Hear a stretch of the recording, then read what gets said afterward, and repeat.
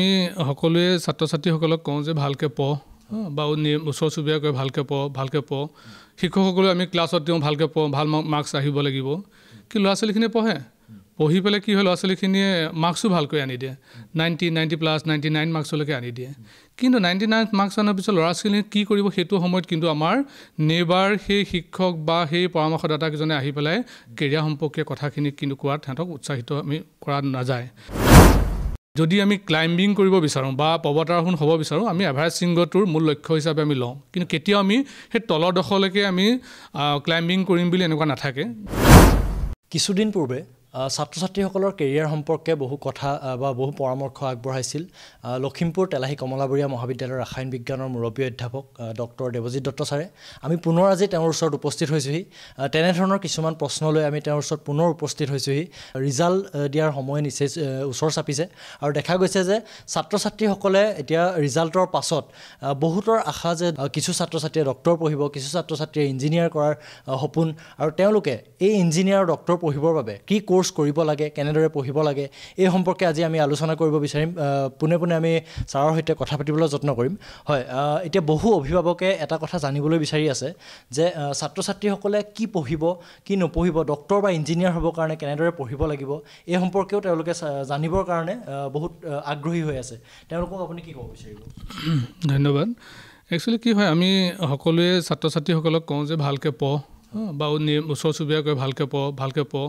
শিক্ষকসকলে আমি ক্লাছত দিওঁ ভালকৈ পঢ় ভাল মাৰ্কছ আহিব লাগিব কি ল'ৰা ছোৱালীখিনিয়ে পঢ়ি পেলাই কি হয় ল'ৰা ছোৱালীখিনিয়ে মাৰ্কছো ভালকৈ আনি দিয়ে 90+ 99 মাৰ্কছলৈকে আনি দিয়ে কিন্তু 99 মাৰ্কছ অনাৰ পিছত ল'ৰা ছোৱালীয়ে কি কৰিব সেইটো সময়ত কিন্তু আমাৰ নেবাৰ সেই শিক্ষক বা সেই পৰামৰ্শদাতাকেইজনে আহি পেলাই কেৰিয়াৰ সম্পৰ্কীয় কথাখিনি কিন্তু কোৱাত সিহঁতক উৎসাহিত আমি কৰা নাযায় ফলস্বৰূপে কি হয় ল'ৰা ছোৱালীবিলাকে নিজৰ সামৰ্থ্য অনুযায়ী কিটো দিশত পঢ়িব লাগে সেই জ্ঞানখিনি নথকাৰ কাৰণে এটা নিৰ্দিষ্ট সিদ্ধান্ত লৈ পেলাই কোনোবা এটা অনুষ্ঠানত নামভৰ্তি কৰে মই এইডোখৰতে ক'ব বিচাৰিম যেনেকৈ আমি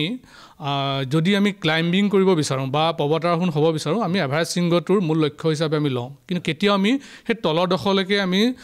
ক্লাইম্বিং কৰিম বুলি এনেকুৱা নাথাকে গতিকে মই ভাবোঁ মেডিকেলেই হওক বা ইঞ্জিনিয়াৰিঙেই হওক আমি প্ৰথম লক্ষ্যটো থাকিব লাগিব যে আমি সৰ্বভাৰতীয় পৰ্যায়ৰ বা ভাৰতৰ টপ লেভেলত থকা মেডিকেল কলেজ কেইখনৰ বা ইঞ্জিনিয়াৰিং কলেজ কেইখনৰ ওপৰত আমাৰ জ্ঞানটো লৈ ল'ব লাগে আমি লাগিলে য'তেই নপঢ়োঁ মই এইটো ক'বলৈ যোৱা নাই যে টপ লেভেল ইনষ্টিটিউটে পঢ়া বা ষ্টেট লেভেলত নপঢ়িবা এইটো কোৱা নাই কিন্তু সদায় আমি কি হয় এটা বিষয়বস্তুৰ ওপৰত মূল জ্ঞানটো আমি লৈ ল'ব লাগে আজি যদি মই কওঁ নিটৰ কাৰণে যদি পঢ়িবলৈ গৈছা মেডিকেল যদি পঢ়িবলৈ গৈছা আমি অল ইণ্ডিয়াৰ ৰেংকিঙত থকা টপ মষ্ট মেডিকেল হিচাপে আমি দিল্লী এইমছক দেখিছোঁ আমি NIRF ৰেংকিঙত দিল্লী এইমছ হৈছে তাৰপিছত আমি দেখিছোঁ যে জিপমাৰ হৈছে দেখিছোঁ খ্ৰীষ্টান মেডিকেল কলেজ ভেলুৰ হৈছে যেনেকৈ আমি পণ্ডিচেৰী মেডিকেল কলেজ হৈছে এনেকৈ আমি যে ৰেংকিং হিচাপে চাবলৈ যাওঁ টপ মষ্ট ৰেংকিং কলেজ কেইখনক আমি কিয় এটেম্প কৰিব নোৱাৰোঁ আমি অসমৰ ছাত্ৰ ছাত্ৰী হিচাপে আমাৰ এনেকুৱা ধৰণৰ হ'লে আমি টপ মষ্ট মেডিকেলৰ আমি নিট কোৱালিফাইড হৈ পেলাই আমি টপ মষ্ট মেডিকেল কেইখনত আমি এপ্লাই কৰোঁ কিন্তু আমাৰ কি হয় কাউন্সিলিঙৰ সময়ত আমি যদি মেডিকেল এণ্ট্ৰেঞ্চ কৰোঁ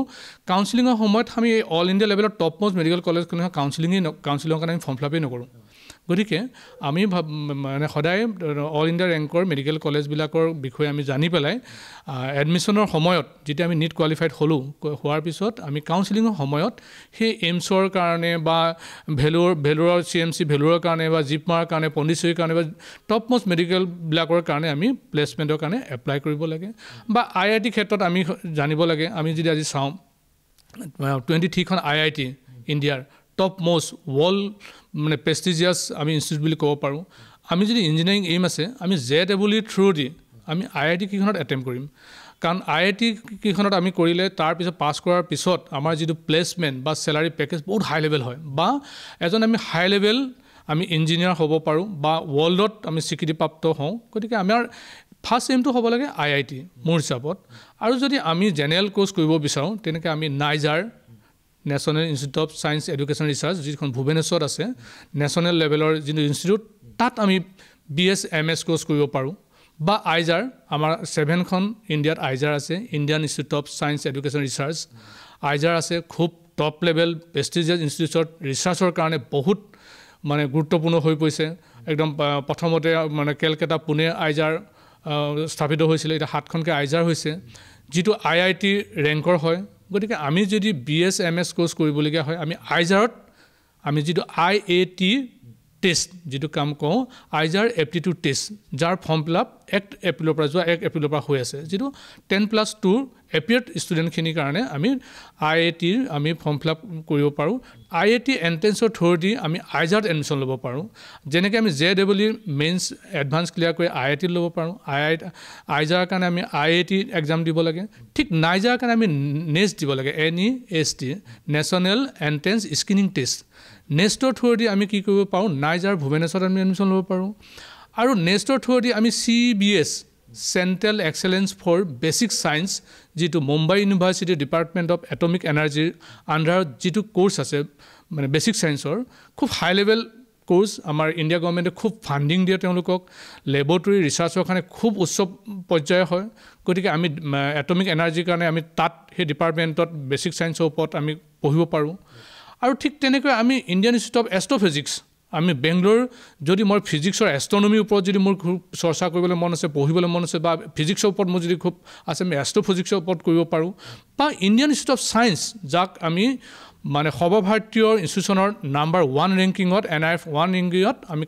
বেংগলোৰ ISC হৈছে ইণ্ডিয়ান ইনষ্টিটিউট অফ সায়েন্স আৰু ISC আমি কথাই বেলেগ সব IIT বা যিমান শিক্ষা প্ৰতিষ্ঠান আছে তাতকে একদম নাম্বাৰ 1 পজিশন আছে ISC Indian Institute of science তাত যদি আমি BS MS কৰিব পাৰোঁ ওয়াৰ্ল্ড ৰ্যাঙ্কিং ইনষ্টিটিউট তাৰ পৰিবেশই বেলেগ তাত আমি যদি ISC যদি আমি সোমাই যাওঁতে এনেকুৱা লাগে আমাৰ ধৰি লওক আজি যেনেকৈ আমি পুৰণি শিক্ষানীতিত আমাৰ যেনে গুৰুকুল আশ্ৰমৰ কথা আহিছে আৰু আজিকালিও নেশ্যনেল এডুকেশ্যন পলিচিয়ে গুৰুকুলৰ শিক্ষাৰ কথা উনুকি আহিছে যদি সোমাই যাওঁ দেখোঁ যে এখন আমি আশ্ৰমৰ ভিতৰত আছোঁ এখন আশ্ৰমত সোমাই গ'লে যেনেকুৱা লাগে তেনেকুৱা আশ্ৰমৰ নিচিনা তাত মেডিকেলি মানে শিক্ষা ইনষ্টিটিউট নে এইটো মানে কিবা মানে কাৰিকৰী বিভাগেই নে এখন আশ্ৰমেই নে ধৰিব নে এনেকুৱা এটা সুন্দৰ পৰিৱেশ ছেফ ছিকিউৰ্ড প্লেচ তাৰ পঢ়া সৌভাগ্যই বেলেগ হয় গতিকে মই ভাবোঁ ছাত্ৰ ছাত্ৰীসকলে আমাৰ কাৰণ অসমৰ ছাত্ৰ ছাত্ৰী বহুত টেলেণ্ট তেওঁলোকক একচুৱেলি আমি গাইড কৰি যদি আমি ISCত যদি আমি পৰীক্ষা দিবলৈ দিওঁ কাৰণ JEE থ্ৰুদি হয় তাত JEE থ্ৰুদি হয় আৰু মানে যেটো আমাৰ IAT পৰীক্ষা তাৰ থ্ৰুদিও তাত এডমিশ্যন ল'ব পাৰে আৰু KVPY বুলি এটা নেশ্যনেল স্কলাৰশ্বিপৰ এটা এন্ট্ৰেন্স হয় তাৰ কাৰণে গভৰ্ণমেণ্টে এটা নেশ্যনেল স্কলাৰশ্বিপ দিয়ে হিউজ এমাউণ্টৰ স্কলাৰশ্বিপ দিয়ে তাৰ থ্ৰুদিও তাৰ কোৱালিফাইড 3টা প্ৰচিডিউৰত আমি ISCত পঢ়িব পাৰোঁ গতিকে আমি ইমান উচ্চ শিক্ষানুষ্ঠানবিলাক আছে আমি তাত গৈ পেলাই আমি IITৰ কাৰণেও পঢ়িব পাৰোঁ বা আমি মানে নিটৰ কাৰণে টপ লেভেল ৰেংকিঙৰ আমি ইনষ্টিটিউটবিলাকৰ কাৰণেও এপ্লাই কৰিব পাৰোঁ আৰু আমি বেছিক সায়েন্সৰ কাৰণে আমি আইজাৰ বা নাইজাৰ এনেকুৱা ধৰণৰ ইনষ্টিটিউটবিলাকত আমি পঢ়িব পাৰোঁ গতিকে আমাৰ ছাত্ৰ ছাত্ৰীসকলে এই ধৰণৰ জ্ঞানবিলাক লৈ কাৰণ আমাৰ অসমৰ ছাত্ৰ ছাত্ৰীসকল মানে টেলেণ্টৰ ক্ষেত্ৰত পিছ পৰি থকা নাই বহুত টেলেণ্ট কিন্তু তেওঁলোকৰ এই ধৰণৰ পৰামৰ্শবিলাক যদি আমি দিওঁ সৰহসংখ্যক ছাত্ৰ ছাত্ৰীৰ আমি নাম কেতিয়াবা যদি ISCত যাওঁ নাম ফলকত আমি দেখিবলৈ পাম যে অসমৰ ছাত্ৰ ছাত্ৰী এই ইয়াত আছে কিন্তু এতিয়া বহুত ল'ৰা ছোৱালী পঢ়ি আছে আৰু বহুত নামো কৰিছে গতিকে মই ভাবোঁ এইখিনি পৰীক্ষা যেনেকৈ নেক্সট পৰীক্ষা IIT পৰীক্ষা সেইবিলাকৰ কাৰণে আমি ফৰ্ম ফিলআপ অলৰেডি হৈ আছে ওপেন হৈ গৈছে এপ্ৰিলৰ পৰা আৰু ISCৰ কাৰণে JEE থ্ৰুদি হয় KVP পৰীক্ষাটো ছেপ্টেম্বৰ মাহত ফৰ্ম ফিলআপ হয় গতিকে আমি যদি গুগল সাৰ্চ কৰি পেলাই পৰীক্ষাবোৰ কেতিয়া হয় আমি চাই যে থাকোঁ কাৰণ মানে আইজাৰ এপ্টিটিউড টেষ্টৰ পৰীক্ষা ফৰ্ম ফিলআপ হৈ আছে গতিকে নিটৰ ফৰ্ম ফিলআপ হৈ গৈছে গতিকে আমি এইবিলাক সৰ্বভাৰতীয় পৰীক্ষাবিলাকক আমি চাই পেলাই আমি এপ্লাই কৰিব পাৰোঁ